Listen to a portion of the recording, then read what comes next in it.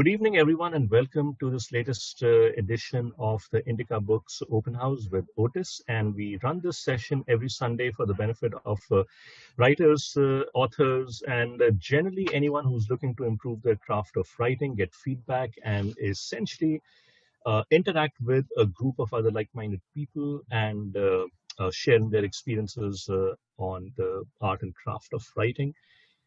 So how it works is that you send in a writing piece, a short piece of 800 to 1,000 words to Otis. He reviews and sends his feedback to you in a PDF document. And when we meet on Sunday, all of us get to take a look at the piece, and Otis will walk through that piece, give us feedback, share his thoughts on what went well, what didn't go that well, and what could have been improved, and or what are the general do's and don'ts of writing, and what are the rules of writing that you should ideally know, so that when you break those rules, you know you're breaking them consciously.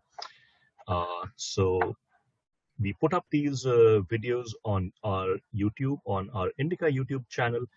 You can go ahead and watch past replays, and if you're interested, you can head over to the indica.in website and see further instructions on how to register for this open house session.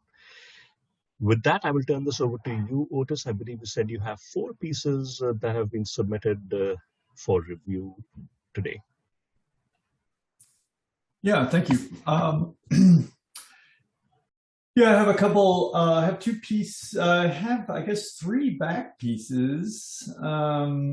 So maybe I have one more than that. I have Ashvani, Vasali.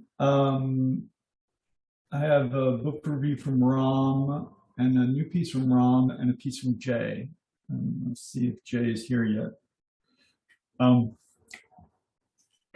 So, yeah, let's begin. I didn't realize I was on mute. So both Ram and Jay are here. They're not yet panelists. So I'm going to try and making them panelists one more time. Okay.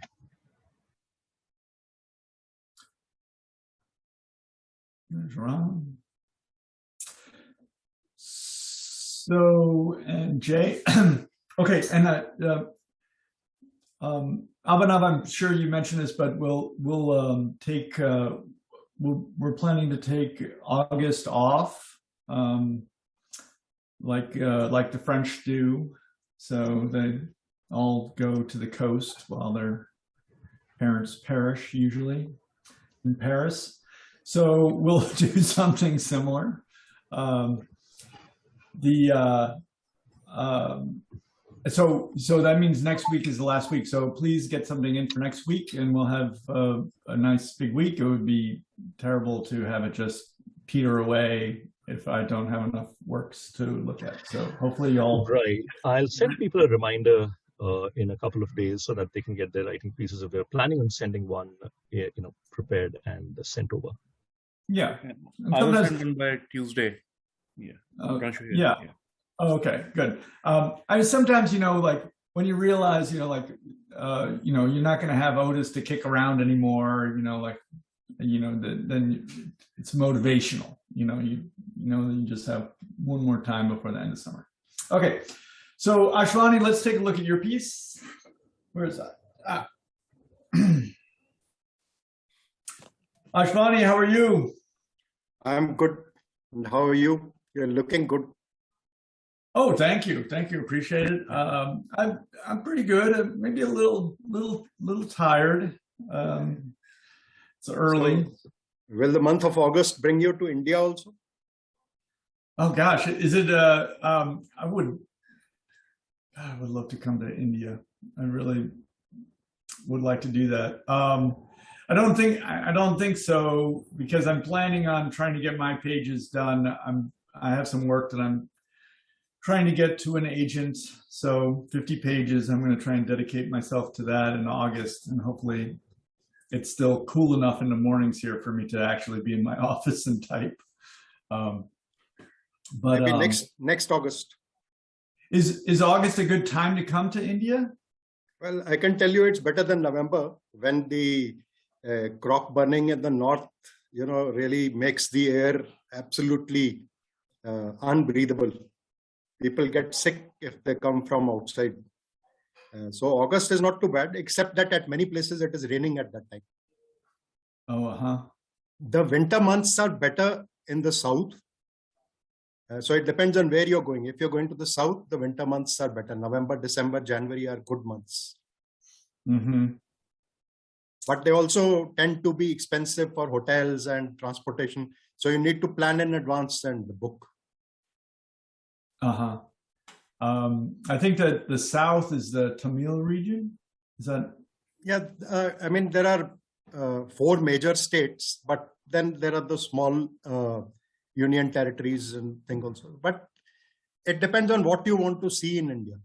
So, yeah, I mean, that's tough. I mean, I would actually probably, if it were just all up for grabs, I'd probably want to go north because I would like to see the Himalayas, but bring my mountain bike. that would be incredible. Yeah. Well, so you're saying that the north so August is not bad in the north? It's not as bad as, say, May, June, when it will be terribly hot. 45 degrees centigrade it touches at places. So, that's pretty bad. I mean, you can't move. Let's talk about your work here, Ashwani. Maybe let's start off with you. Maybe you could read these first 2 paragraphs for us. We can't see your screen. Mm-hmm.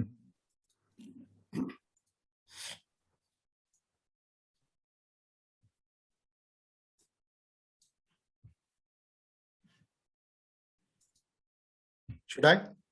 Yeah, please. Food for thought. On a gloomy morning, shrouded in ominously dark clouds, our school principal made an announcement during the morning prayer assembly, which devastated me. It was 1965, the year that our geographical neighbor, out of brotherly spite, brought our 2 nations to war, plunging them both into penury, pain, and poverty. Lal Bahadur Shastri, our physiologically diminutive but psychologically colossal Prime Minister, had provided formidable leadership during the war, and after it was over, set another example by making his family skip its evening meal daily due to the nationwide shortage of food grains and victuals. After validating the concept at home, he gave a clarion call to the whole nation to skip an evening meal at least once a week. The principal's announcement that morning, flowing directly from Shastri's, stated simply that thenceforth all students and staff of our boarding school would forego dinner on Tuesday evenings. It elicited a loud hum from the auditorium's ever-hungry occupants. But for me personally, it was a bolt, nay, a thunderbolt from the blue. The ashen world around me darkened a bit more, and the sounds around me appeared to dim considerably as my mind, shaken up by the announcement, numbly grappled with the prospect of skipping a meal every Tuesday. The fact that the first such calamity was just a day away stood facing me tall, like a dark and insurmountable wall. The rest of the prayer assembly passed for me like the viewing of an out-of-focus film. Okay. Thank you, Ashwani. And I'm trying to remember, this piece moves along. I thought the Murga position, this corporal punishment, intrigued me. Ashwani, did you have to do this? You put your hands through your legs and then have to hold your ears? Yes, it's quite a common punishment meted out to students in India. Otis, every single guy on this call has undergone that punishment. I can guarantee it. If they say they haven't, then they're lying. I'm sorry. Is that right? Is that right? So it's basically a stress position. Ram hasn't. I have multiple times. But you didn't learn anything from it, Ram. The point is not to learn, right? No, I don't think we were hoping the teacher would learn something so that we don't have to repeat the punishment, but the teachers also didn't seem to learn. So, The teacher did not learn. They just kept going back to the same thing. Yeah, Remember? absolutely. What did they say? Better, right? But one thing he did learn from doing the Murga position was, and repetitively, was to do it better every time. Yeah, right. That's interesting. Yeah, it's sort of like I forget what historical figures have like taken a little bit of poison, so when they get poisoned, they don't get poisoned. Yeah. So maybe it's like that. You know, at home, you're like, "Why are you doing that?" It's like, "Well, I'm practicing." And Otis, it builds excellent flexibility on the hips. It does. Yeah. I've been working on my yoga, and actually just sitting cross-legged is punishment enough for me.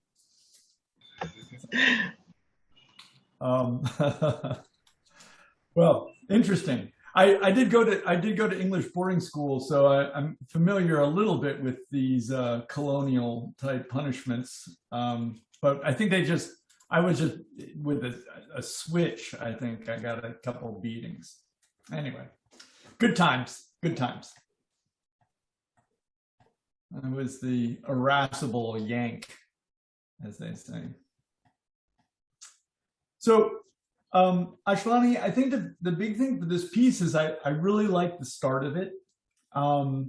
You basically set up a context. I'm going to go back up to the beginning. You set up a context between this war that takes place, and then the loss of a meal, being sort of done by this sort of higher authority. And then it means that it's like a trickle down that is going to happen in the school. And then, this student is faced with sort of needing to give up something that he does not want to give up.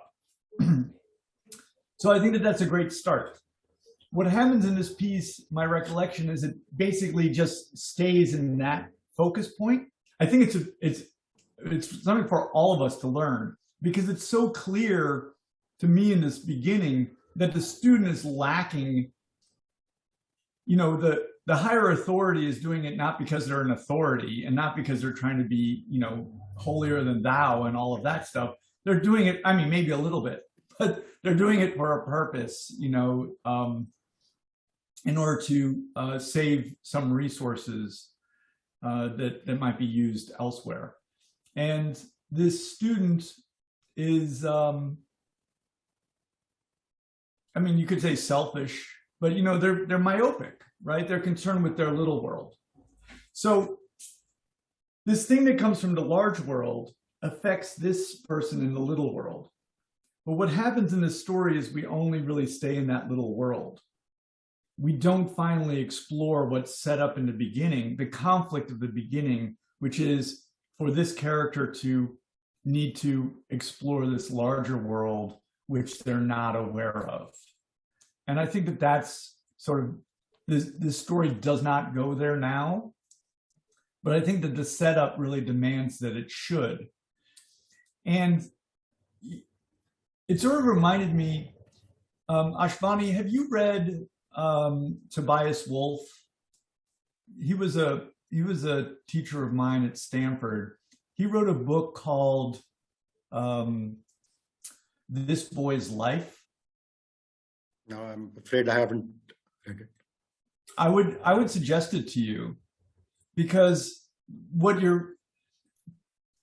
This Boy's Life, what Tobias Wolff does, he's kind of hard on himself, and his past self, and he's a little bit judgmental. He's Catholic, so maybe that's part of it. He's he's really hard on his younger self, but his younger self is often sort of selfish and self-involved, and Tobias Wolff really takes a hard look at that. But he doesn't come to cliched conclusions about it. He sees it as a state of, a natural state. And so I guess I'm suggesting that you might look at it, because I wouldn't want this story to turn into something that's kind of cliched, where, this young boy learns his lesson and then, he's sort of like pro patria. When was it? Pro patria. Ram remembers. It's sweet and noble to die for one's country. You know, to have some kind of rousing, you know, pro-nationalist, you know, outcome, but to remain human and remain sort of focused in sort of the human struggle to understand both one's own world and try and protect it, and then also see the sort of larger world that we're a part of, and to try and understand and negotiate our relationship in that larger world. So anyway, that's, I suggest Tobias Wolff for you a little bit, because I think you'll enjoy it, but also see that perspective of really investigating the character. And you often write about this young character who I always enjoy reading about. And so I would like to see more of it. And then I would like you to try to, when we set up something, we set up this conflict between this larger world and this boy. When we get to the end, we want to try and resolve that conflict, but it's important that we resolve it in a surprising way. You want the reader to anticipate the resolution, but you want to surprise them with what the resolution is. It's sort of like when you watch a movie, you're like, okay, you know, I know what's going to happen. And if that thing does happen, the movie fails, because the reader does want to be surprised. They want to be taken somewhere new that they haven't gone before. But I think it's a really interesting start. And I think you always write about this character in a really endearing way. And I want to read about this character more, particularly suffering this corporal punishment. Can I ask? Yeah. I understood the other marginal remarks, but the one about distance, I was not sure what you meant. Second paragraph. Okay, let's see. The one which is visible, the second paragraph. Distance.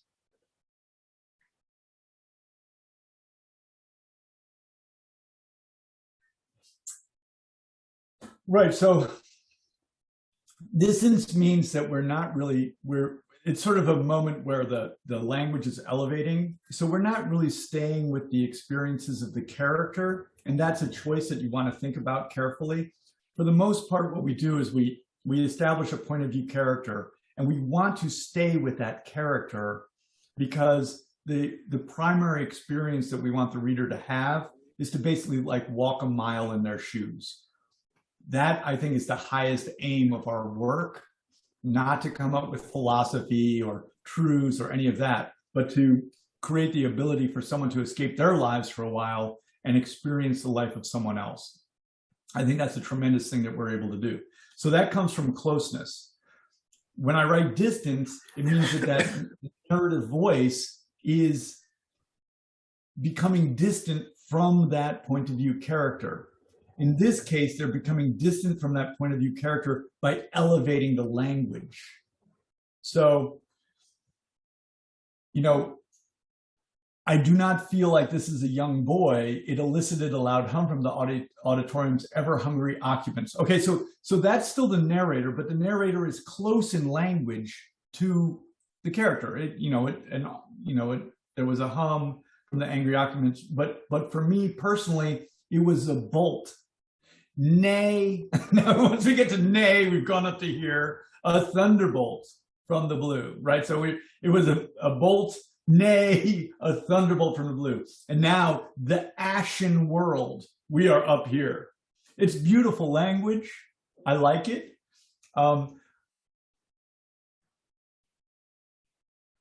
In our writing, it's always a risk to benefit ratio. I mean, I had to be like, so when we leave the point of view character, that's a risk. When we have the reader embedded with the point of view character, that's an extremely powerful place to have the reader, because that's exactly where we want them. So when we leave that character, it's a risk. It's a risk that the reader may never come back, or they may leave altogether, because what the reader is telling us they want to do is they're saying, I want to leave my life, here's the reader, out here. I want to leave my life and go into your life, into this life, and have experiences through this character rather than do my dishes and the humdrum and the boredom and etc. So when we take the reader out of that point of view character and away from it, we risk losing the reader. Got it. The benefit ratio. Do you benefit from it? And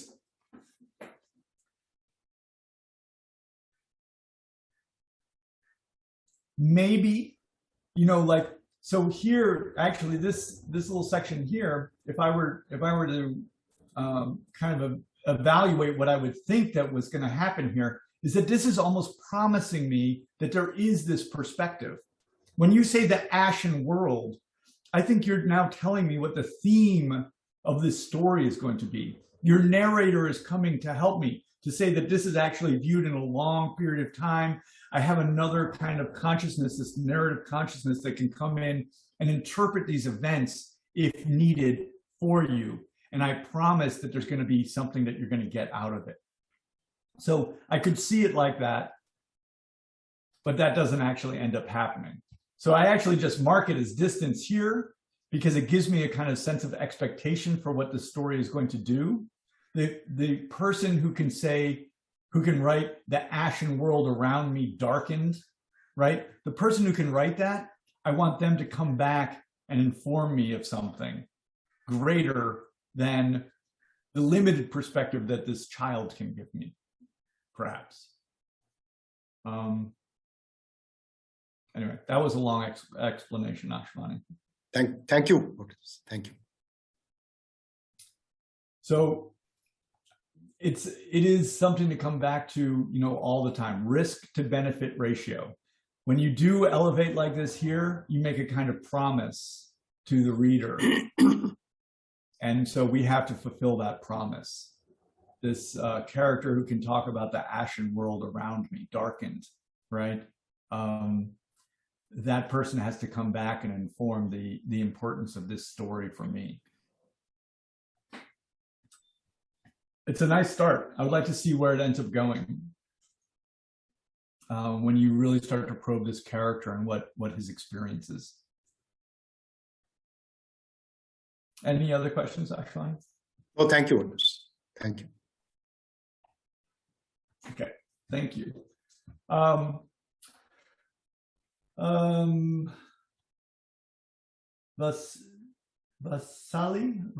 I'm not saying that properly, I don't think. Vasali? Hello. Hi, how are you? I'm good. How are you? I'm doing well, thank you. Can you help me pronounce your name, please? My name is Vaishali. Vaishali. Vaishali. Vaishali. Yes. Okay, thank you. Okay, tell us a little bit about this piece, and then we'll have you read a little bit too. Yeah, it's actually about the shared roots between India and Cambodia. There's a woman named Sandhya. She's actually working with NASA, and she goes to Cambodia, where she makes a research on Ramayana culture, on the shared roots between India and Cambodia. Basically, what exactly they share, I mean, the Ramayana culture to share in both India and Cambodia. That's what she researches about.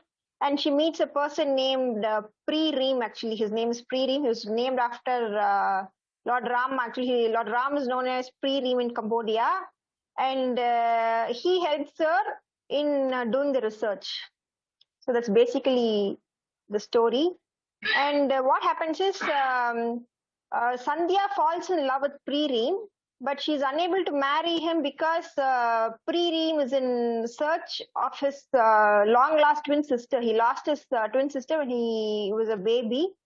And he has promised his grandmother when she was in her deathbed, stating that he will not get married unless he finds his twin sister. And finally, what happens is Sandhya meets a woman named Chantavi, who ends up being the twin. That is how the story ends. And finally, Pri Reem meets his long-lost twin sister, and in the end, Sandhya and Pri Reem gets married. So that's basically the plot of the story. Okay. And how long are you perceiving? How long is it going to be? It's 5,000 to 10,000 words. Okay. It sounds like a lot to have happen. It sounds like a lot of plot and kind of intricate. And it's fiction, right? It's not based on a real person. Yes. No, it's fiction. Mm-hmm. Okay. Can I have you maybe just read this beginning part for us? Yeah. Oh. Down here. Okay. Entwined in Love, 20th March 2003, NASA headquarters, Washington, D.C., United States of America. Sandhya looked at the wall clock. It was 11:15. Being an alumnus of Stanford University, Sandhya was extremely sincere in her work. She felt fortunate to work under an Indian researcher named Arjun Trivedi.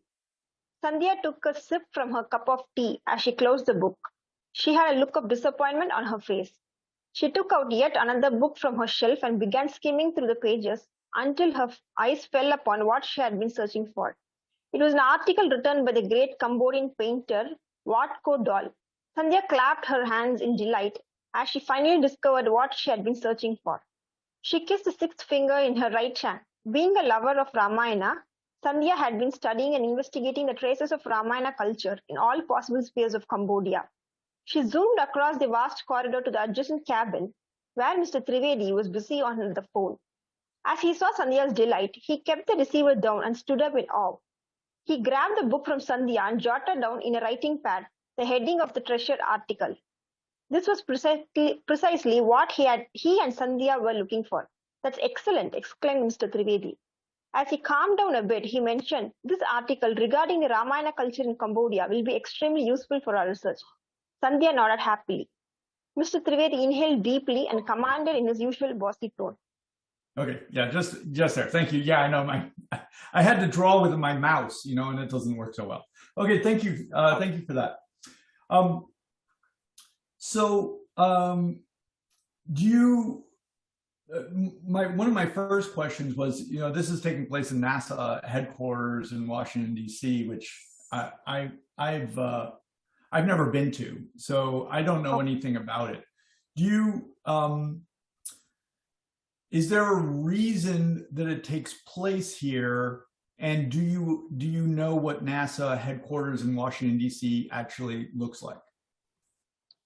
Actually, Sandhya basically works. She's an anthropologist. She's a scientist who works with NASA. And she does a research based on the shared roots between India and Cambodia, the Ramayana culture. I mean, I've mentioned in the story where, she had been studying and investigating the traces of Ramayana culture. Right. No, I get that, but I guess what I'm asking is, so like, I'm not aware of NASA. I mean, I don't know much about NASA. So I'll admit that. But do they have anthropologists working at NASA? Yes. Otis, there was a Indian movie made in which they wanted to show a NASA engineer coming back to India, and they wanted to shoot inside NASA, and they were given permission, and they decided not to use the shots because there's so many Indians in NASA that the people back home will think it was not shot in NASA. Oh, really? So it's a surprise to me. So from my perspective, so like for one, I probably did not know that NASA had so many Indians working there, because when we see shots of NASA in the United States, I'm telling you, there are probably no Indians working there. It's just white people, white American. We don't have. If it's old movies, we don't see, the German scientists either. We don't see any of that stuff. So that's quite interesting. So you think that having an anthropologist, having this story start in NASA, do you have an idea of what that environment is like in reality? I mean, I've never been to NASA. No, I've never been to the NASA headquarters. But I've read about it in books and, I watched it in movies and stuff. I mean, I watched people talk about it. Okay. So there's a saying in writing that we should write what we know. So I'm just going to throw that out there. So I don't actually 100% go by that you have to write what you know. I mean, if we were just writing about what we know, then we would only be writing about ourselves, I guess, all the time. And that doesn't seem like that's going to be very interesting. I think that the rule might be we should know what we write about. And when I read the beginning here, for me, from my perspective, it doesn't seem real to me. Like I'm not getting the kinds of details about NASA, the work environment, what it looks like, just various things that would help me think, this seems real. And then probably added to that, I don't think of NASA as being a place that would have anthropologists from my point of view. I think of NASA, I mean, I think NASA is like, isn't that with the rockets to the moon and stuff like that? Am I? Yes. Yeah, so that's what I think of. When I see NASA, I'm thinking about like rockets to the moon and the space race and things of that nature. I'm not thinking about anthropological research, which I don't see as being necessarily relevant to that mission of space travel. So that puts me out of the story a little bit right from the get-go. And then, my question is, it's a risk to benefit ratio. Going back to that, I'm going to make that my theme of the day. But Shali, do you mind if you keep your video on? Otherwise, I just feel like I'm talking to myself in a blank, black screen, and I do that enough on my own. I promise you.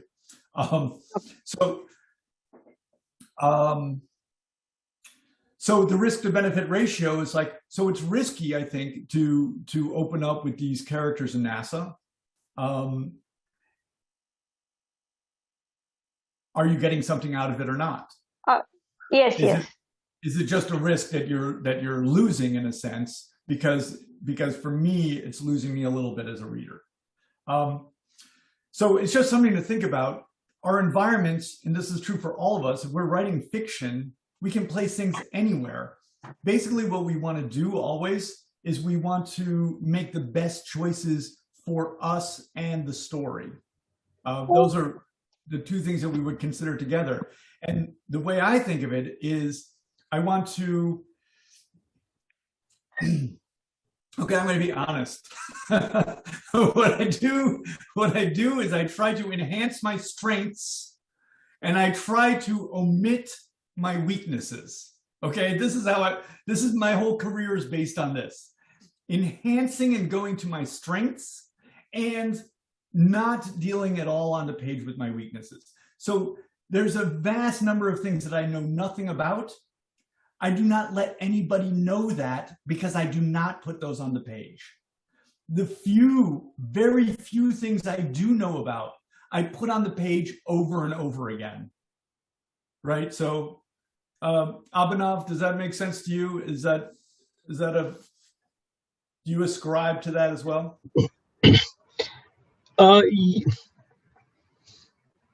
Yes, it does. And here's why, or here are my thoughts on that. The first one is, see, in the course of writing, and I'm sure people who write prolifically, they will eventually come across scenarios, situations, people, locations that they don't know much about. If I were to write about the Himalayas, I haven't been to the foothills, I've never been to the Himalayas. So I would want to go ahead and research. I read what other people have written, maybe see videos and so on, so that essentially when I write about it, I can fake it convincingly enough. And even then, I would probably want to write only so much that can pass the test of credibility and then move on, because at the end of the day, I am writing about something that I don't know much about. So I will want to limit my potential exposure to getting exposed. In the case of NASA, Vaishali, one thing, if I were to write on that topic, one thing that I may want to do is Google around and see if people have written about life at NASA, if they were students, if they were young, engineers working at NASA. Maybe, and I'm sure there are lots of videos also available on, life as a student at NASA. And I'm sure NASA does a lot of outreach also to attract young, bright, talented people from not just the US, but all across the world. And again, the point is not to put in 5 pages of what life at NASA would be, but just those 2-3 lines that to someone who has been there, they say, aha, okay, yes, this person knows what they're talking about. And to someone who doesn't know anything about NASA or very little, it is like it passes the test of credibility. Yes, yeah, okay, good, let's move on. Mm-hmm. No, thank you so much. Yeah, so I definitely do that. So I wrote a story that took place in Mali, and I've never been to Mali. I wish to go to Mali, so I read travel journals. And the other thing is that when I'm writing, so our places, the worlds that we create are very important.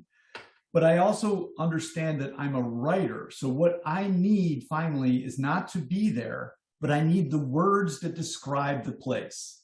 And by that, I mean concrete sensory details. So when I'm writing about Mali, I not only want to read travel journals, which tell me some things, but I actually do research on desert climates, right? I do research on the geology. I want to know those things because I'm always looking for words. Basically, that's what I'm doing. NASA is, kind of generic. It's difficult to use these sort of generic environments when we have hospital rooms, schools, NASA, office buildings, all of these places. They're very generic in a sense. So maybe we can count on that to some degree. But then when we want to be specific that it's NASA and not just any office space, we need to be specific. I think Abhinav is basically cluing us into this. We need to be specific enough to be like, oh, someone who knows NASA and is there, they know that the water cooler is this type of water cooler, right? You need to have those details that actually make it seem as if it's real. Because what we have in the beginning, so we have this thing called the reader enters our work with what they call the willing suspension of disbelief. That means basically that they are willing to enter our world, whatever that world is. So they're ready to go. They can go into Harry Potter, a magical world. They can go into NASA. They can go onto a boat. They can go anywhere. They're willing to go. But if they get the sense that it's not true, then we break faith with our reader and they leave us. So we have to be very careful about that. And honestly, in my work, I've written, I would say that I write about things I don't know quite a lot, but what I put in them, I do know about, right? I know about characters. I know about psychology, I believe. So I basically fill up most of the pages with that, the actions of characters that I do know about. That's a strength of mine, I think. And then I make sure I get these other details right. But sometimes I don't. And sometimes I do lose readers because of that. That is possible. It's probably inevitable. Yeah, so anyway. I think, Ram, you had a question, you've raised your hand. Yeah, I had a question. So I was wondering that in something like this, like I'm sure that Vaishali has done the research and there are anthropologists at NASA, but for the layman, it might seem a little difficult to believe that NASA actually has anthropologists. So to make the reader believe, would it help if the author stated something that sounds like a factoid, like say Sandhya was the 12th anthropologist to be hired by NASA, which started the program in 1982, for example. So lends it some credibility, right? Or would that help? Yeah, so that is something else that we basically would have to do that, since the public perception. So if this is a detail that is true of NASA, it's one that's not widely known, I would say, based on, me. I can't speak for the world, but I can speak for my perception anyway. And then maybe that's also the perception in the United States, or, who knows. But my perception is that it's a bunch of rocket scientists. That's what I think. So I don't think that they're employing other scientists, that might be considered more subjective scientists, right?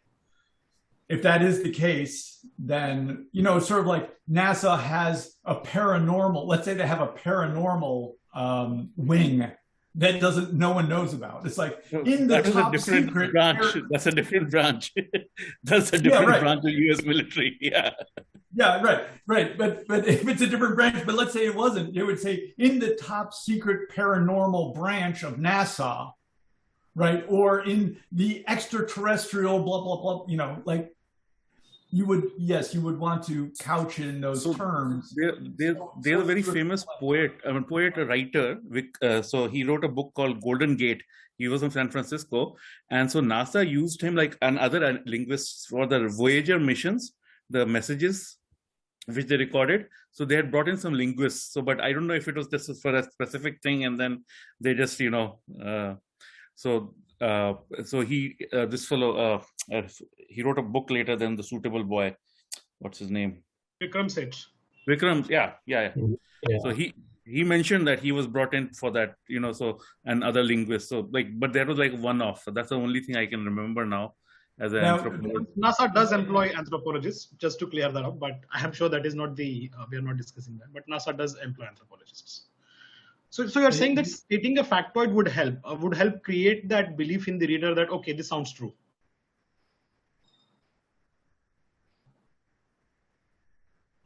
Why do they employ anthropologists? Why do they employ? I have no idea. I just did a Google saying that does NASA employ anthropologists, and it looks like they do. I have no idea. So even that would be helpful, to understand a little bit of that. But anyway, I don't want to bog down on it. It can sometimes be a lot of work to do all these things, and at the end of the day, is it necessary? I look at things like NASA and I'm like, okay, so that's all fancy. Stanford gets thrown in there. I know that I dropped the fact that I went to Stanford, basically every time I have a conversation, as Abhinav knows. So, but it's fancy. Do we need it? Or are we, sort of begging for too much? What are we trying to get out of it? I mean, but think about it. I think the other thing that I am noticing here at the start, and probably finally a bigger issue, is that this story starts with your main character basically having a discovery that then precipitates everything else that happens. And it's basically like a success story in a sense. So I tell this story a lot. Some of you have heard it before, but if I'm going to tell the story of I lost my wallet, I got home and I realized I lost my wallet. I thought that I left it at the restaurant. I went back to the restaurant and I got my wallet back. That's not a story because I'm successful in what I'm trying to do. Stories are about characters not getting what they want.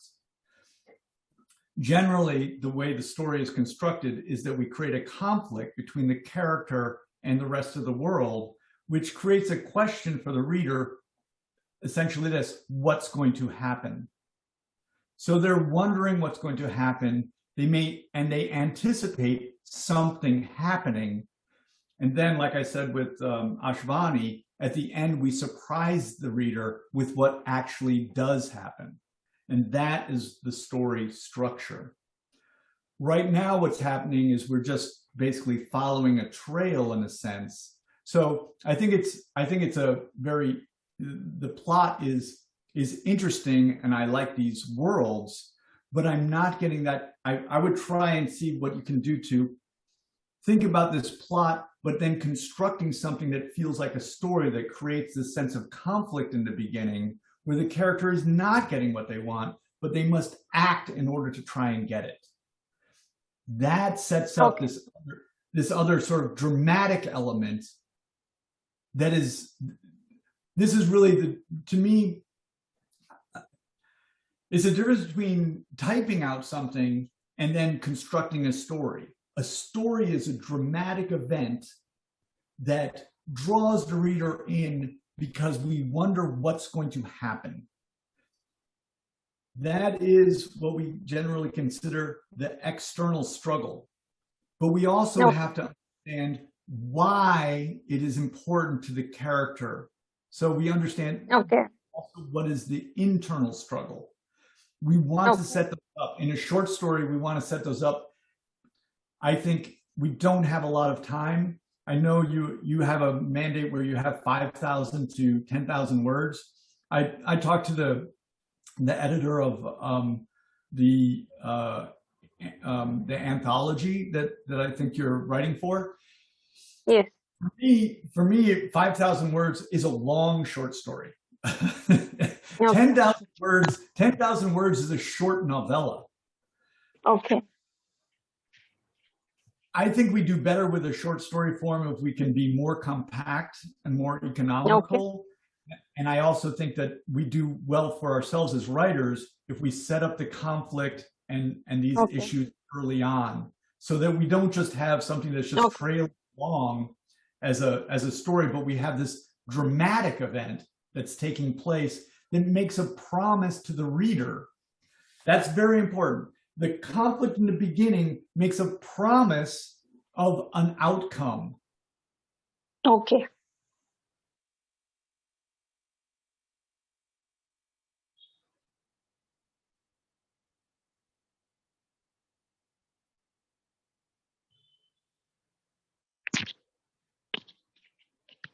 As to a surprising outcome, not the one that's being expected. And then the reader is sort of changed by that and deepened by it. So I think that that's another thing to think about in terms of the start here. I notice there's a thing in writing in dialogue. We say it's on the nose, which means that, Abhinav, are you familiar with that phrase? No.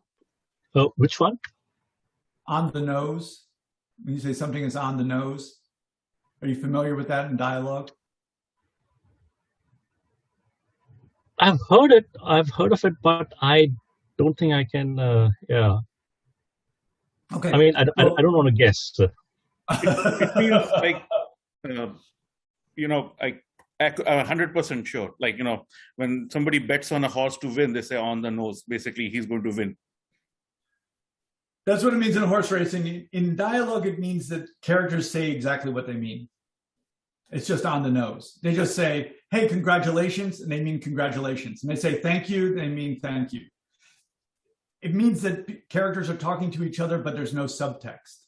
There's no sense of they're expressing. So the rules for dialogue, John LaRue at Stanford, I tell this story a lot, but he said, dialogue is something characters do to each other. Dialogue should always be advancing the character or the plot or both. They should be expressions of the character's motivation.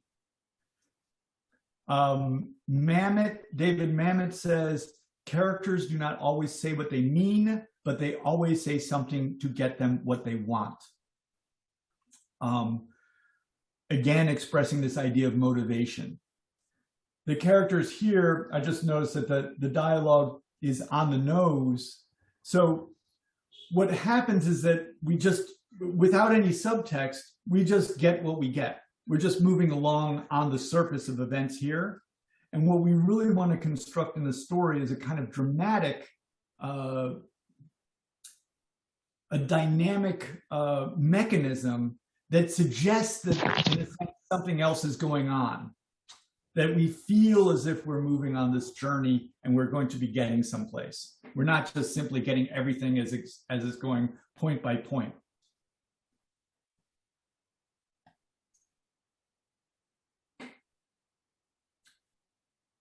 But yeah, I think it's a very interesting start. I'm really intrigued with this anthology about Cambodia, and I Thank you.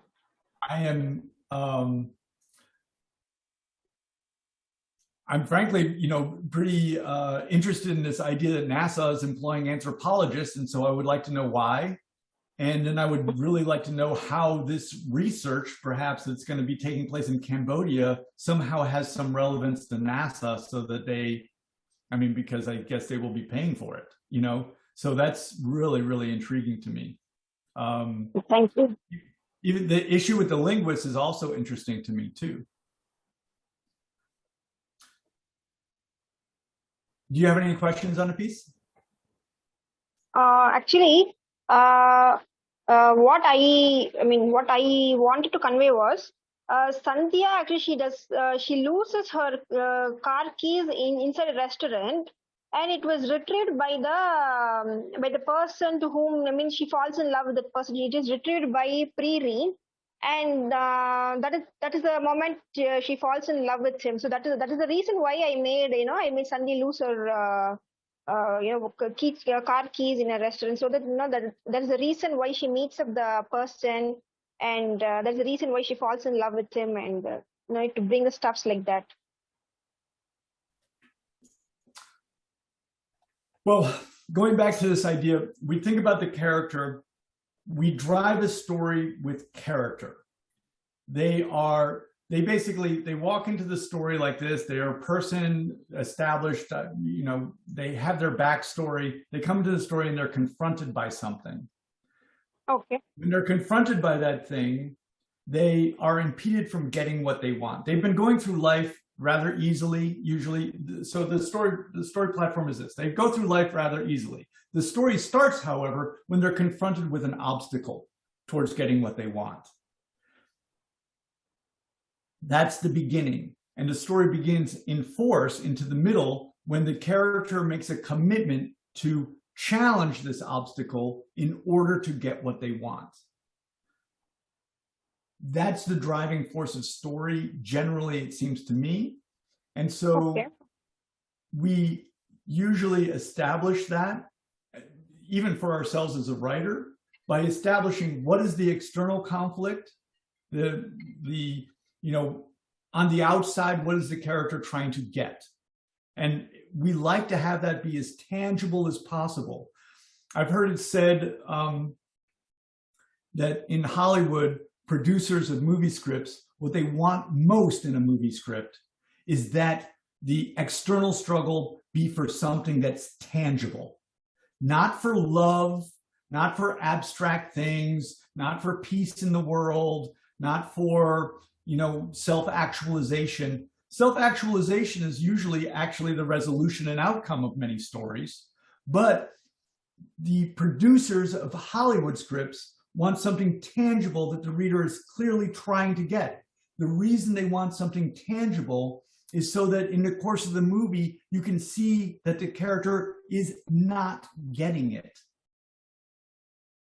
And then the other thing that we establish the external struggle, and we want to establish the internal struggle. Why do they want what they want?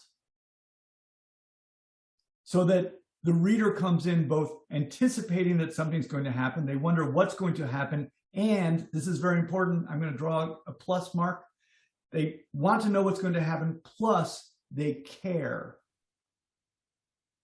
Because they understand and they feel a sense of resonance with the protagonist who's engaged in a kind of human struggle that the reader themselves identify with. And that is kind of the crux of story. So I guess I'm saying that because your character, she may lose her car keys, but what that's circumstantial in a sense, and that she meets the love of her life, and then a ship comes, and then she goes someplace. A lot of things can happen like that. But what we really want is to create this dramatic construction where we see a character trying to get what they want and struggling to get it. We know how much they want it and how important it is to them, not because they get it, but because they don't get it, but struggle to get it. So I would just think about that with your character a little bit, and if you can try and establish it, then you'll see and feel for yourself that suddenly her actions have a kind of drive to them that will probably carry you along, and then will also carry the reader along. Okay. Thank you for this. Thank you so much. Ram, let's talk about your work. Yes. Let's just do the review quickly. Tell us about the review a little bit, and then we'll talk about that. So which one are we starting? The book review? Yeah, the book review. Thank you. Okay. So this was a book that was written by a friend, and I had read it, and I liked it, and I wrote this review for that. I have rarely read romance, to be very honest with you. And the reason I read this was because of two reasons. Obviously, because it was written by a friend. And I liked the premise because the premise was not that there is a happily ever after. Because all of us who've been married, we know that there is an ever after. Whether there is a happily attached to it or not is out there. But there is certainly an ever after. So that intrigued me. And this was what I thought fell in the category of a realistic romance or a mature romance where the characters are mature. And they don't get together for multiple reasons, and yet they handle it in a very different manner that we don't see in conventional romance genre. So that's about the book, and it's a collection of 3 novellas, and I liked them. I really liked them. Okay. Well, I looked up this book on Goodreads also. Okay. I was reading your review, and then I was sort of interested in what other people were saying about the book. The Goodreads review, you'll notice, I thought about maybe even getting them and putting them up alongside, but they're interesting to read because they're very quick, obviously, and I think they get rated, and I'm not sure how they get organized. Usually they are organized on the basis of the number of likes or the comments that the reviews get. So the ones with the highest number of likes pop up first. Right. So I thought that might be the case. So if you look at Goodreads and you look at the start of it, you'll notice how quickly they get involved in the stories. Right. And I think that's a good cue for us in understanding. I mean, we might want to do something. You might want to do something a little bit more sophisticated, depending on where you think you're going to be publishing your review. And you might look at the form of the magazine you were going to publish in order to see how you were going to do it. But in terms of Goodreads, you're talking about clickbait, basically, and people are not wasting any time. They are just getting into the stories and that makes sense, right? Because you're communicating with people who are trying to figure out what they want to read. And what you know about them already is they want to read a story. They're going and they're looking at a review of fiction. There's a lot of places that cut people out. So I want nonfiction. I'm not reading a review of fiction. But finally, you have a couple little filters that come in, and then there you are, you want to read this story. So those open up with the story right away. Okay. And so I noticed too there, you have author, Dr. Shalini, I'm seeing all these I'm getting information that you're like kind of building this person a little bit, Yeah, sure. I think I am, yeah. I have a PhD, but as a writer, I don't admit that. Okay. I did it to get a couple bucks and to have some more time to write. So that was my motivation. Okay. Not to end up with a doctor moniker, which I think is probably an impediment, if anything, to understanding the human condition rather than a benefit. So. Right. So yeah, you have a couple paragraphs, where you're talking about the author, when I think that's, like why, like you're sort of like build her up so that others will read her. And I think you better just cut to the quick. Then you have another paragraph here that's about the perception of romance, which it's like the combination of these paragraphs are sort of like almost are telling me that you're a little uncomfortable with the position that you found yourself in of like reviewing. And now you tell me it's your friend's book, so it's actually explaining some more to me. But it's like you're finding yourself in a position of reviewing your friend's book, and you're like, how do I do it? Okay, let's face it. I'm not reading this book. I'm reading it. She's a doctor, and and you're doing a lot of I don't know. It's sort of like when someone's shooting a basket and they shoot, but then they move sideways. You're moving sideways here a little bit. Okay. Got it. You then spend more time probably talking about Rumi and the poetry than about the stories. So I'll tell you why that happened. Actually, I'll tell you why that happened. I had posted the cover page on a book group, and a couple of people, they said that I had just put my review and a recommendation for the book. And a couple of people, they went on Amazon and you had that look inside feature, and then they opened it. And at least 2 people told me that they saw this opening quote by Rumi and they said that, okay, I have to buy it. So I thought that, okay, maybe that is resonating with the audience. So which is why I thought of putting it here. That's the reason. Okay. Had that not happened, I mean, if I were to if I was locked in a room and told to write a review, I would not have put that quote by Rumi. I put that because I thought that, okay, maybe this is something that is drawing people in. Okay. So it sounds like you have the problem of thinking. And of course, thinking too much, and then thinking I'm not thinking too much.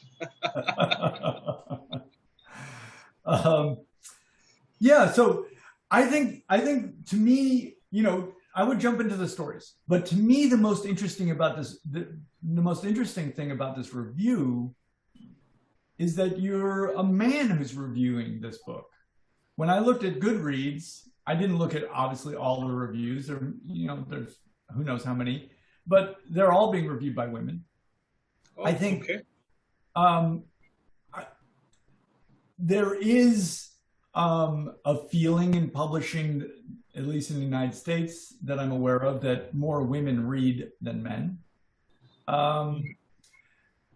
Books are sometimes designed for a female audience. And okay, if you read those reviews there, I mean, the book well accepted and well reviewed by female readers, and they are reading it because you have stories about intimacy and intimate relationships that are basically conveyed in an honest way from the point of view of women, and women are reading it and feeling that resonates with them. What's interesting is that you're reviewing it and you're reading it. The question, I think that, as a reviewer, we should be thinking, you're kind of you're trying to remove yourself. Of course, we can never remove ourselves from the things that we're writing, but I can feel like you're trying to remove yourself. You're trying to have this sort of objective, abstract view. But I would probably suggest to you that you personalize it more and make it, really warmer and more revealing of you, because that's actually when we read a review, we want to learn about the book, but we actually connect with the reviewer and the things based on what they put on the page. Those reviews that are being liked are reviews that get to the business quick, but they also have a representation of self, even if it seems like, you know, the reviewer is not on the page themselves. Even if they're not referring to themselves, they are still representing themselves. And I think that, and I think in this case, you might want to represent yourself even more personally.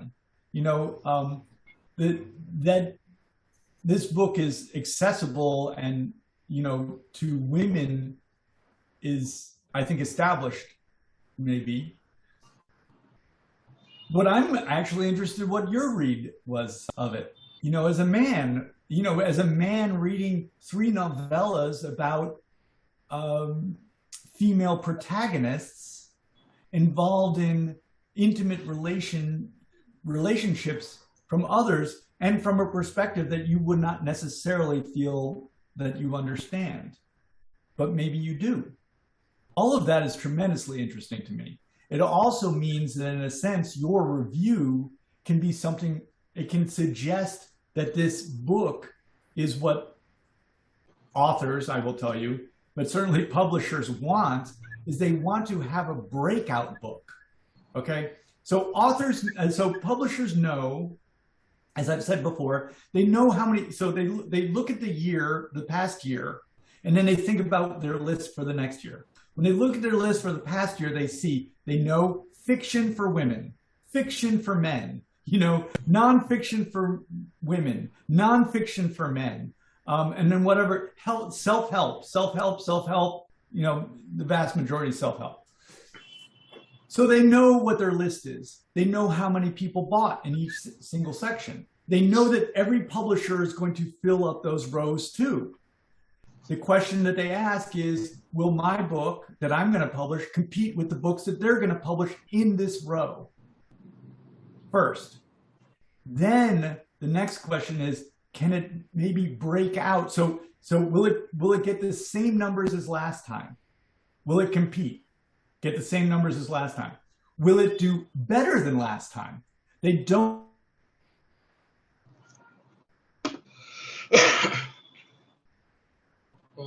Otis, I think I lost you. I don't know if only I am facing this problem. I am not able to hear you. I also can't hear Otis. Oh, really? Okay, you're back. I can now. You're back. Yeah, your audio cut out for about, I don't know, 2, 3, 4, 5 seconds or so.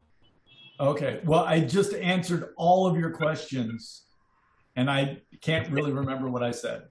Okay, so the publishing, they're wondering whether it's going to be a breakout. Basically, is it going to steal? It has to compete. Will it get more in their lane? But will they steal readers from other areas? That is really, really important to publishers. If they have a breakout, they're happy. I have a fiction book that's being read because they understand that the population only reads so much. They don't expect the population to read more. They probably expect the population to read less. So they need to, if they're going to do well with any given book, they need to take readers' time from other areas. They're on Facebook. Are they going to get them off of Facebook? Are they going to get them off of reading the daily news? Are they going to get them out of reading in their lane? So I think that you have an opportunity to sort of address that. Is this book a breakout? Is it something that men are going to be able to engage with, and in what way? So you become a representative for us as a reader, you know. And I would try and be, if it were me, I believe in not. I don't try to surprise the reader. Okay. You know, I mean, I try and surprise them at the end, but I try and be forthright with them in the beginning. You know, let them know what they're getting involved in. If they don't want to read what I'm offering, then I would prefer them not to read it. I'm not trying to trick anybody. So I would think about being really forthright, you know, and you can decide what kind of tone you have. You know, I would have a different one than you, but I would be like, you know, such and such book is fiction is fiction for women with 3 female protagonists. And I'm a man who's picked it up. I was hesitant. Like, be forthright about yourself, maybe. You'll have to decide what's going to be the right move. The beginning is obviously very important, and it has to be honest to you. But I think I think that could be a very valuable review. And it's also so much more interesting. I don't know if you want to say that you're a friend. That does make it even more interesting, but that might be too personal. Yeah, true. You have to decide, but I think that's honestly, I'm even more interested in that. Reviewing, the male friend of a female author reviewing her book about love, and I mean, this starts to become rather fascinating to me, because reading already it's an anonymous event, right? It's an anonymous event. So, but when you're friends with the author, it's not anonymous. Yeah. And when you're friends with an author, and you're a man and a woman, and the author is treating, this kind of level of intimacy, then it's sort of like, I don't know. I mean, it creates an awkwardness that is interesting. Awkwardness is interesting.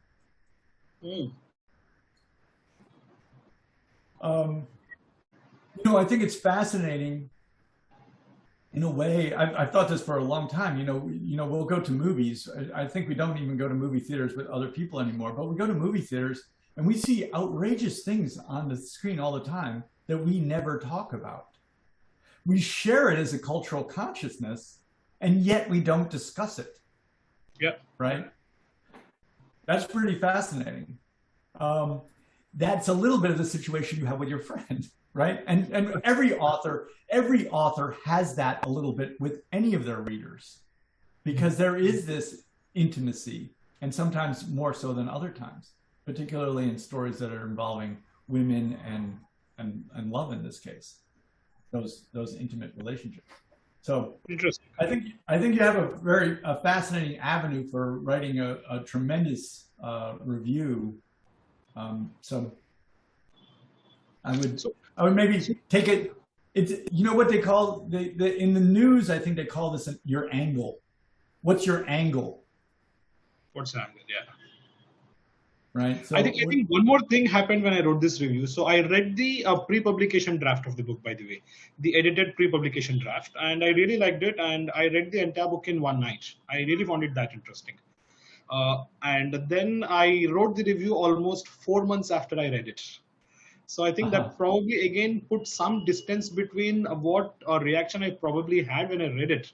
Because when I wrote the review, I had to just flip a few pages and see, okay, what happened here, what happened there. But maybe if I had written the review as soon as I had read the book, maybe that might have been more, like you said, it might have revealed more of myself. This puts some, temporal distance between the act of reading and that experience that it created, and actually putting down the review on paper. So that could also be a reason. I also think that there's a very simple approach too, to just, write about your reading experience. I read this book in one night, right? And evaluate even your experience. For me, I think, my best reading experiences, and I still, I remember the book where I had this experience.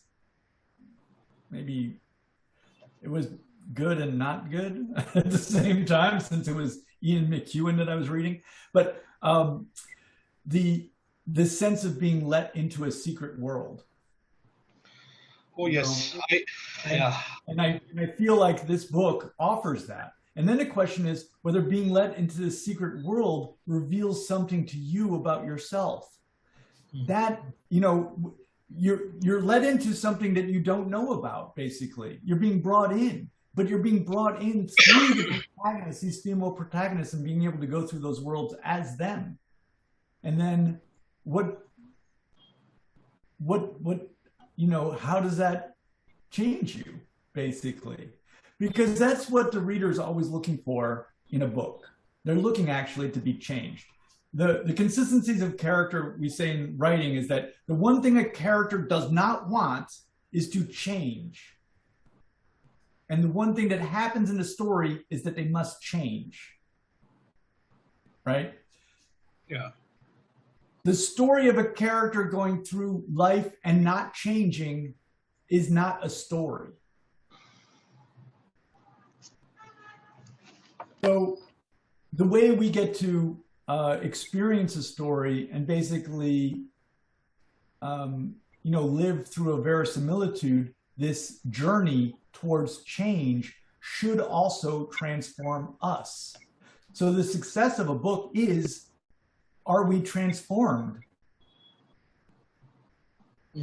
Yeah, I have believed that.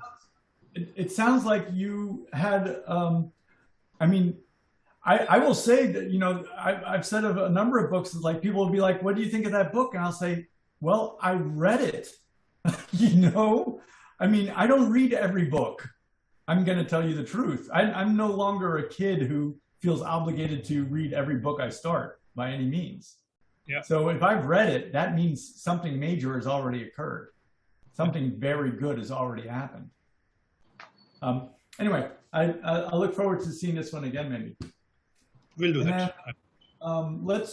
Let's talk, Jay, let's talk about your work, and then Ram, we'll see if we can, I don't want to run out of time. Sure. So Jay, let's get you up. Let's see, where are you, Jay?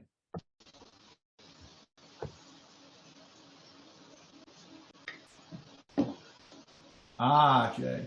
Okay. Hey, Otis. Hey, how are you? Good. How are you? I'm good. Summer is. I have no idea how to get that Golden Gate out of the background. Yeah. Well, what? It just showed up by itself, and I don't know how to get it out. You don't worry about it now. I know you're not hovering over the Golden Gate Bridge.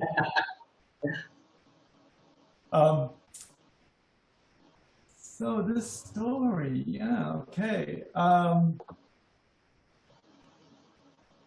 maybe you can just say a couple words about it, and then we'll have you read a little bit of it. Maybe might get you to.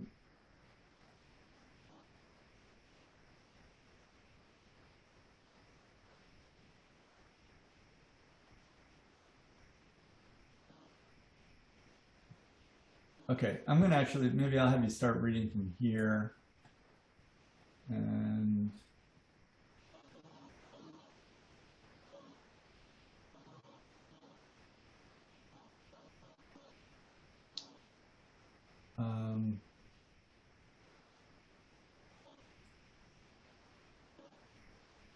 maybe just between those. I'll have to move it. It's sort of spaced out, so I know that that's not going to take very long.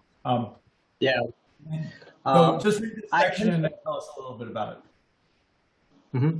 I had been trying to tell the girl how I had been a cloud until she came along. Who was she? I told her. When did she come? Why did she come? I told her. But the girl had more and more questions, and I had forgotten the details. The story came to a halt as the girl jumped from the bench into the puddle below. You shouldn't do this, Grandpa, she said, browning my beard with the mud. You keep telling me stories but never tell me how they end. It's so. She finally settled for bad. I'm sorry, sweetheart. Grandpa is old now. He forgets things. Maybe he will remember tonight or tomorrow. Who knows? You should write them down and bring them with you when you come, so when you forget, you can look up there. Papa does it all the time so Mama doesn't fight with him. Papa had come by then and was grinning sheepishly. I tapped the bench next to me where the girl had sat. She was currently rolling over the puddle and showed no intent to expand her reign to the bench.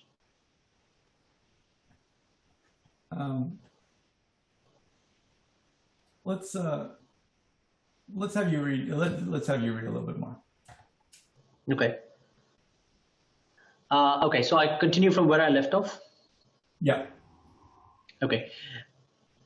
I hope she wasn't too much trouble. Oh, not at all. In fact, I should apologize to her.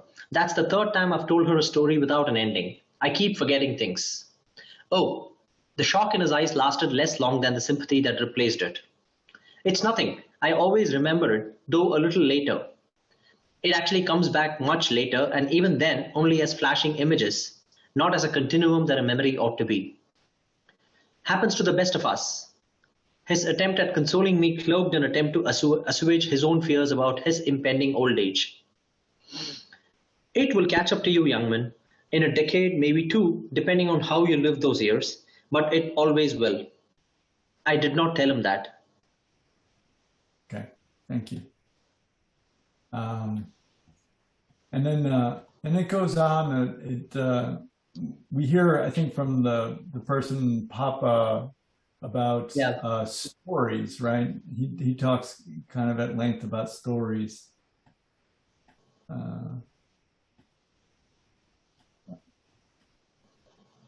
Maybe Jay, I'm going to have you read this part too. Okay. Up to here. Okay. When a storyteller dies, his words, his memories, his words, the unique way in which he can string them together, die with him.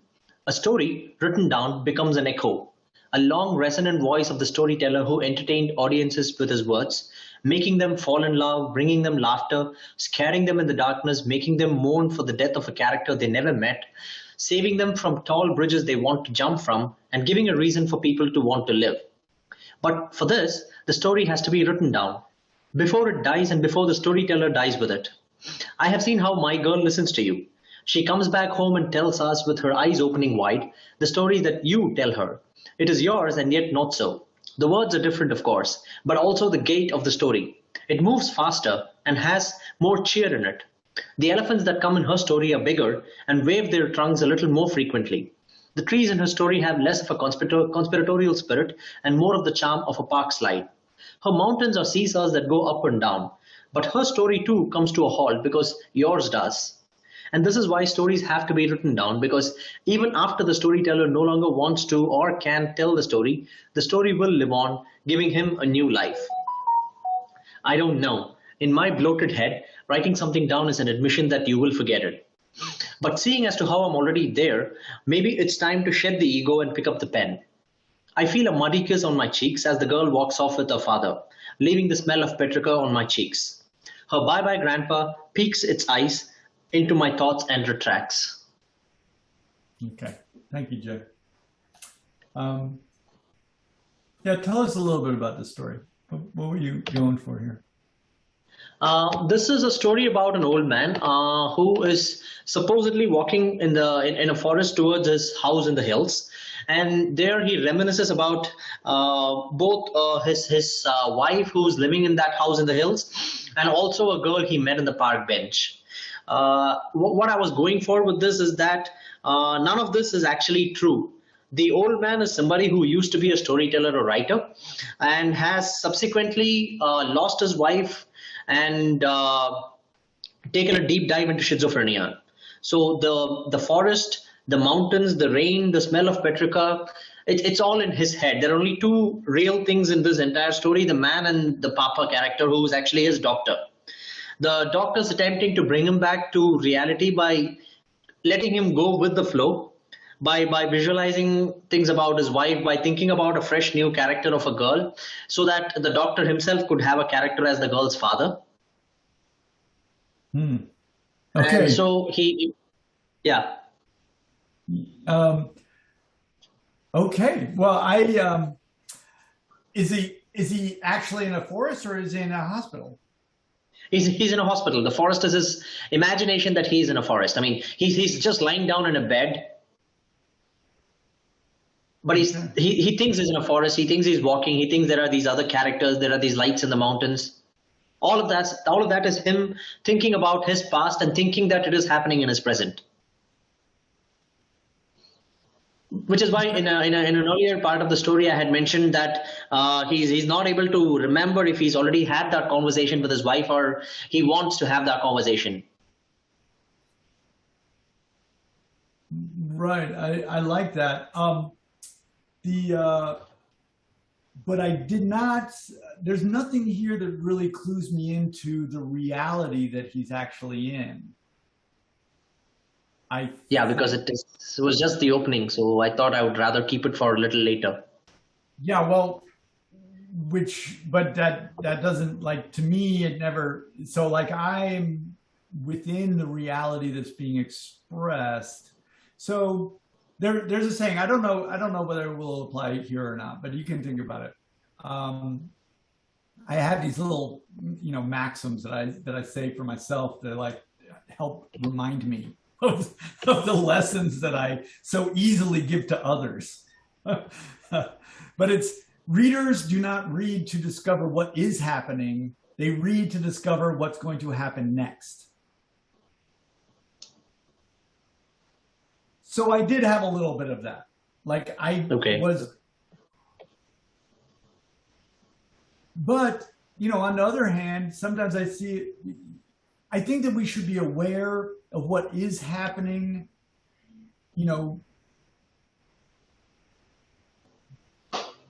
we should be clear about that. I'm not trying to read to figure out what is happening right here. I'm trying to figure out what's going to happen in the future. And that has to be set up by setting up that conflict that I was talking about a little bit earlier, which is kind of lacking here. I did have the impression, so the hospital aside, I did have the impression that this was all internal. Yeah. I didn't know, I thought that the daughter was real. I thought maybe a granddaughter. I thought there was a girl, but she's called a girl, and maybe she's a granddaughter because he's a grandpa. I don't know. There's these various things. So those are misleading me, and I'm having trouble sorting them. But I did feel it was internal. And when it's, but I wasn't even clear with it being internal what the struggle was. So if I'm going to go just back to the stuff that it drives me crazy too, but like a story is constructed with an external struggle, right? The character wants something like money, right? Or whatever it is, right? We've seen it 1,000 times. They want to, accomplish the mission, save the world, whatever it is, right? Nice and tangible. And then they have an internal thing that's driving them. They're kind of something that's coming from their backstory. Why do they need this thing? Why do they want it? And that's the thing that makes us care. There's nothing that's introduced. The way we introduce the external conflict is we have the protagonist basically confronted with an antagonistic force. And so that antagonistic force is not here. Without the antagonistic force, there's a lot of beautiful writing here. And I read this and enjoyed reading it. But I'm forced, because of the role I have to play of bringing up this problem that I bring to my own work too. If there's no antagonistic force, there's no conflict. And if there's no conflict, there's no place for me to wonder what's going to happen. Yeah. I don't like it. I don't like it any better than you do, Jay. I don't.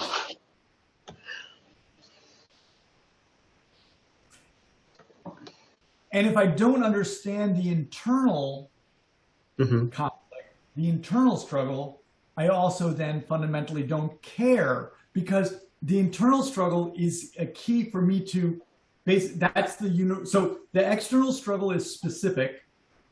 Bonnie wants money in order to buy a wedding ring, whatever, right? That's specific to her. The internal struggle is universal. Bonnie wants respect. I mentioned ZZ Packer's story. She does not trust, right? The internal struggle is universal, which means that me as the reader, I identify with the internal struggle. I do not identify with the external struggle. That's particular. but I identify, sympathize, and have resonance for the internal struggle, which is universal. So now through that process, I end up being aligned with the character and participate in the external struggle, which is the story. That's how they work. Okay. Otis, if I may, yeah. my original idea was to, you know, to bring in the hospital as a sort of the big reveal towards the end of the story, and not have, you know, that throughout the story the readers are of the impression that this is something that's happening and so on and so forth, and at the end you realize that all of this is going on in his head. Or do you think I should create a sort of an external struggle in the imagination itself?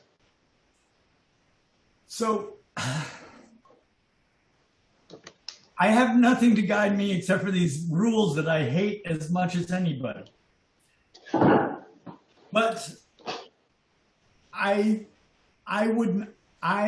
don't think it is right to write the story that's like, okay, this is what happens, and then the last line is, and then I woke up.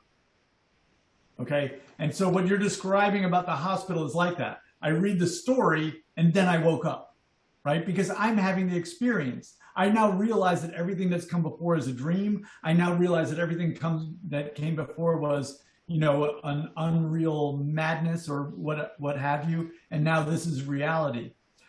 That's, in my mind, that's tricking the reader. I know that I'm going to have a long argument that will have to be a different show with Abhinav about which is a better movie, The Sixth Sense or Fight Club. Okay? I know Abhinav is going to take Fight Club, but he's going to be wrong. The Sixth Sense is a much better movie. No, but Fight Club is basically that. It tricks the reader. We are watching Fight Club, and in the end, we see Ed Norton beating himself up. No, don't do it. I'm pretty sure that in the book, I would have a sense that this was internal, you know, that there was this internal battle going on and that he was a split personality. But in the movie, they don't show that at all. The Sixth Sense, on the other hand, everything lines up. Everything lines up in that movie. And so you realize that you haven't been tricked at all. You just did not have the correct perception of what was right in front of your face. So I just offer that. I have written, you know, I have written the story and then I woke up. I have done it. When I did it, I thought it was a great idea. But when I saw other people do it, I was angry at them as a reader. So just as I was angry at the producers of Fight Club when I see Ed Norton punching himself. Okay, that's just me. I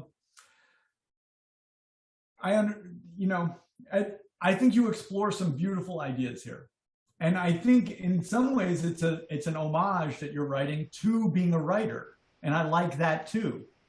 I don't feel right now, I'm going to just say intuitively, I don't feel like, and maybe it's because I know you a bit, so I am clouded with that. I don't feel like you completely know this older character who is experiencing these things, and I'm not really getting insight into that character. I feel a little bit more a young person, you know, exploring and writing an homage to the life of the imagination. I like that. I appreciate that. You know, I think it's a neat thing, and for you to be working on it, and I see also your commitment to storytelling. Now, I think it's, you know, you also have to have the harsh realities of storytelling, which is we don't get to just write our homages to storytelling. We have to write these goddamn stories, and it's not all in our control about what we do in them, because we do not get our reader unless we do these other things. I think it's a beautiful piece. I think, thank you. You know, with a little more work, you know, you can make it this, you know, if you really immersed us into this character's point of view, that might be enough for some publishers, right? They you know, because that is an accomplishment. I'm thinking of you know, some works, Story of an Hour is a little bit like that. If you read, I think that's Kate Chopin, and a couple other works. You know, it's an Occurrence at Owl Creek Bridge is a classic from the Norton Anthology of Short Fiction, which is something that all short story writers should probably get, that volume, and read them. It's a little bit of a trick also, the ending of Occurrence at Owl Creek Bridge. Story of an Hour is a little bit of a trick. I have a funny story about the lottery that I won't tell now, but where I insulted the grandson of Shirley Jackson, who wrote that story. Anyway, I think it's there's a lot that's wonderful that you're exploring here, and I see your love of language, and that's all to the good. So think about some of these other issues. I think, you know, when I was writing, it was very hard for me it's just very difficult to realize that, like, I am driven to express something, right? I have that. But we have this pesky person on the other side, the reader, and they have their own ideas about what they want. And they're not exactly what we want. And we have to, as writers, kind of compromise with them. We have to work with this universal desire to figure out, you know, to set up this conflict, the universal desire to be like, okay, there's a problem. What's going to happen, right? That is a universal thing that every human being shares. And so that's why we base our storytelling on that. That's our hook. And then also part of that hook is, what is the internal issue that makes the reader connect up and care about this specific story? It's sort of like going to a sports match and not caring about if either team wins. It's boring, right? So, so there's that. You know, wrestle with it. But I see your commitment, and I have no fear that you are going to wrestle with it, because you don't explore the issues that you're exploring here that I think you're also exploring very well and interestingly, particularly, you know, given that you are young, you know. So I'm fascinated to see what comes next. Thank you, Otis.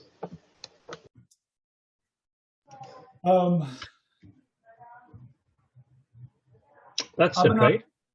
No, well, I have one short piece for Ram. Maybe we can just do that. You think we can just take 10 minutes to, let's see. Okay, sure. Okay. So Ram, let's have you just tell us a little bit about this story. We're not going to do stuff on it, but tell me what you're going for here. Yeah, so this is sort of the premise that I wrote for myself for a story idea that has been in my head for many years, and that is essentially inspired by H.G. Wells' Time Machine. In H.G. Wells' Time Machine, when the protagonist travels far out into the future, he sees two different categories of human beings. One living under the earth, who are like, you know, dark, hairy, and a little brutish, and another category who are like, you know, the white skin. Pale skin, gentle beings who are not physically strong, etc. So that sort of triggered some thoughts, because it was sort of a social commentary of how the class divide is growing. And in some of my work, I had the opportunity to walk through slums, and I was scared, obviously, as most people are, I would presume. And I could also see a hostility and a fear in the eyes of the people there. And I thought that, so there's this mutual distrust that is there. So that triggered some thoughts, and I have a story idea on that. I don't know if it will be a novel or whatever. So this was sort of the premise of that. Okay. And did you say it's based on something? Did you say it was based? It was inspired. It was sort of triggered. The thought was triggered by H.G. Wells' Time Machine, which I had read, I don't know, some 25 years back. Oh, okay. Okay. So it's not. Is it meant to be allegorical, or is it meant to be It is like a dystopian future? Dystopian. It's a dystopian fiction. It's supposed to be a dystopian fiction, or maybe something. What would happen if society just, diverged the way it is going? What would happen maybe after 50 years or maybe 100 years? Mm-hmm. Right. I'm trying to think like it's sort of like walking into the world, like a very complete world. Like I think of like movies like Brazil, if you've seen that. I haven't seen Brazil. I have heard about it. Yeah, but I'm just sort of thinking about like there's dystopian futures in which you feel like, well, what's happened is you've gone from your present to this dystopian future. So like right. Terminator is a little, or Matrix is like that, right? Matrix is like you're here, but you can see that you've gone to here, and you've come from the world that you know to a world that you don't, as opposed to a completely, it's like its own world. The other, gosh, this book was so good and so weird, called Lanark by Alistair something, or maybe his last name was Alistair. Lanark. He was a Scottish writer. Okay. Bizarre, a complete and bizarre world that he creates. Okay. I'd be interested if you read that, what you think of it. It's called Lanark, right? Lanark. I'll read it. Alistair something. Anyway, okay. I think I understand. Here, most of the dystopian stuff, there is a strong element of science fiction in that. You have maybe machines and stuff like that. What I'm thinking of is not that. It's only society that has it's more of what if I took how society would be 50 years or 100 years hence and superimpose it on the existing technology. So there is nothing. I'm not going to have flying cars and robots and stuff like that, right? I mean that's. It's a lot like if you read 1984, it is not futuristic in the technological sense. It is futuristic in the social sense. It's more a commentary on how society would be if it progressed on on the lines of dictatorship. Right, but life under the bridge in this world is not a metaphor; it's an actuality. Right? It's an actuality. Yeah. So that's where Lanark is similar, because the physical world is not exactly the physical world, because we're not all, there aren't people just living under a bridge because we don't have a bridge. Of course, it's not meant to be a metaphor. So that's a way that you're inventing the entire, universe for us. But it's absolutely understandable. But there's also something very interesting about this environment that is under the bridge. Like, how is it under the bridge? What is the physicality of it? And how are you going to express that? So what I have tried is the bridge is so there is a metaphorical line, of course, dividing, if I have to say, the haves and the have-nots, and that metaphorical line is actually there's a physical representation of that, and that is the bridge. We see that around us, right? I mean, you come to a large city like Mumbai, and you have all these high-rises and which are very luxurious, people living there, all sorts of facilities, and then you have the slums where people are, no facilities, even the basic amenities are not there. So it's already happening. And people from here don't go there, people from there don't come here. And we don't trust each other. It's already happening, and I mean it is on that vertical plane. I mean, I think that the images in Blade Runner capture that nicely, right? The absolutely. Offices, and then the street and the language. I mean, that image of the future was really interesting. Okay, well, I think it's an interesting start. My big thing is,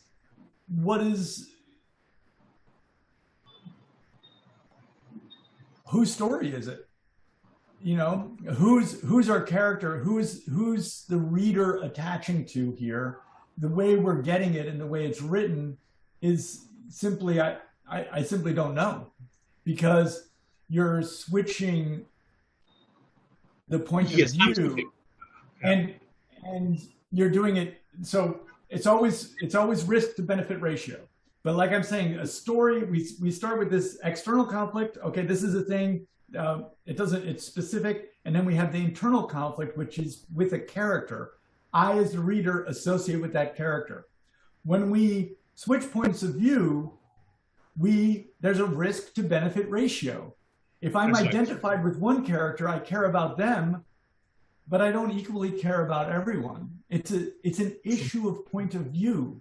It's maybe sad, maybe even wrong that we don't care equally about all people, that we have to find a connection with them in order to care about their experience. I don't know, it is sad. But here, Otis, I did this intentionally.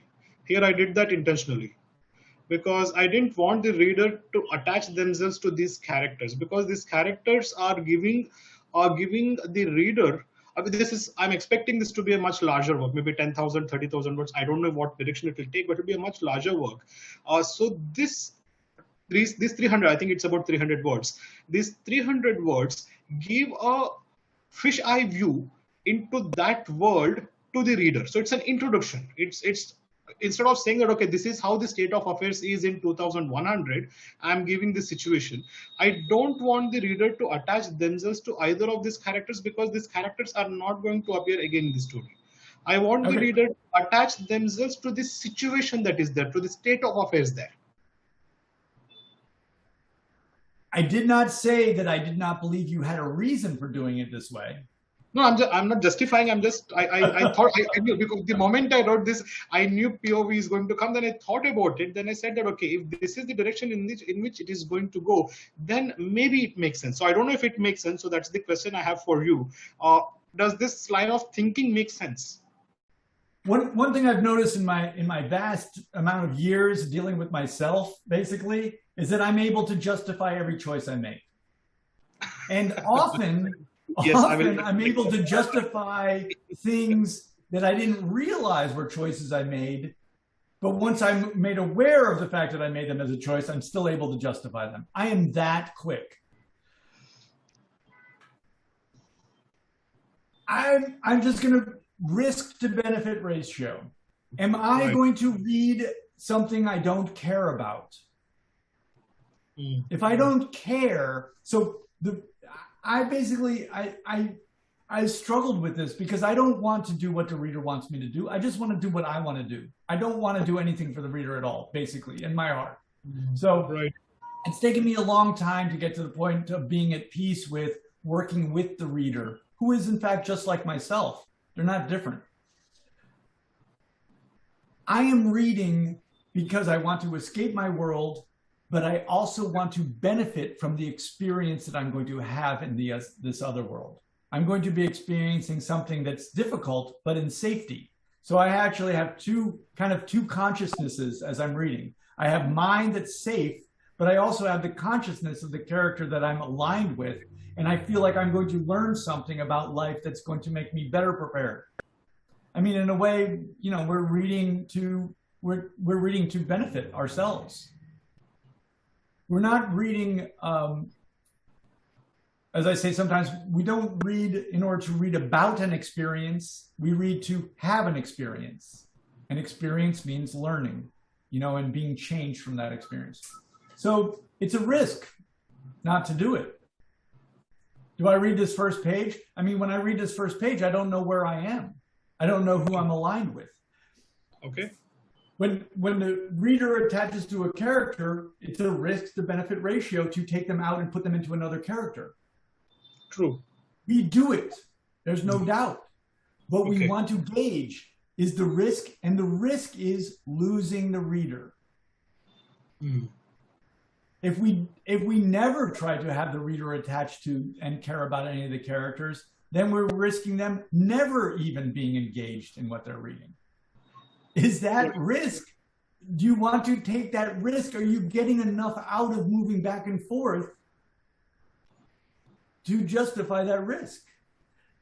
If one is to engage and keep the reader, and the only thing I need to do is get that reader to turn the page. Once they open the book, I do not want them ever to close it. I want them to turn the page. Just like that author that you reviewed, you read that book in one sitting. Yeah. There's a reason you did that. Yeah. Whatever she did, you do. I'm telling you, that's what you want to do. Read these books that we were engaged in and we couldn't put down. Do what they do. You know. Right. You know, so I would never tell you what to do or what to write or how to do it, but assess it based on the outcome you wish to achieve, which is to get a reader and have them turn that page. I myself, I'm just speaking from my own emotional experience. I didn't know who I was rooting for. So it's like going to going to the cricket match, and I don't care about either team. Neither one is from my town. What do I care what happens? I'm going to be bored to tears watching them play. I'm telling you. Right. You know, I feel that way about football. I don't care about any American football team, and I do not watch it. Yeah. So. Okay. I would think about it, and you know, and then you also might ask, you know, why would you make those choices? You know, I mean, it's so much more difficult to get involved with a character. It's a much bigger commitment on your part, right? Than just writing a world. Then you're writing a sociological experiment where they're just in a petri dish. We don't want to be writing petri dishes. Right. No, it's something to think about. Yeah, absolutely. Yeah, but I think it's really interesting, and you know, read Lanark. I'll do that. I do like this premise. Particularly, I like the premise of it being sort of, when you see Lanark, you'll see that it's not necessarily a rational world, but it still has a structure. I like that. I mean, I feel that way about Brazil and some other movies too. It's not a rational, it's not what we would consider a rational world based on our world, but it is a world with a structure and rationale. That's really neat. Any questions about anything? Nope. Okay, we will put this up on YouTube in a day or two. Again, as Otis mentioned, that we'll have one more session this month on the 31st of July, which is next Sunday. And do send in your pieces by then. We will be taking August off. And we will reconvene on the 4th of September or whenever that, excuse me, that Sunday is. No, so not the next week. Sorry. Abhinav, because we have the beginning of September. That would be. Come again? I was just going to say that first weekend is Labor Day, and so I'm setting a date for myself just beyond Labor Day to get my pages into my agent. Hopefully that goes well. So it will be the 11th of September. In any case, I mean, for people who have registered for the Zoom webinar, I'll be making the changes appropriately, you know, deleting a few instances of the open house through the month of August, and then the 4th of September. So you know, people who have registered will get that update email. In any case, those of you who are part of the WhatsApp group, I'll send a reminder, send in your pieces, and we will talk next Sunday in a week.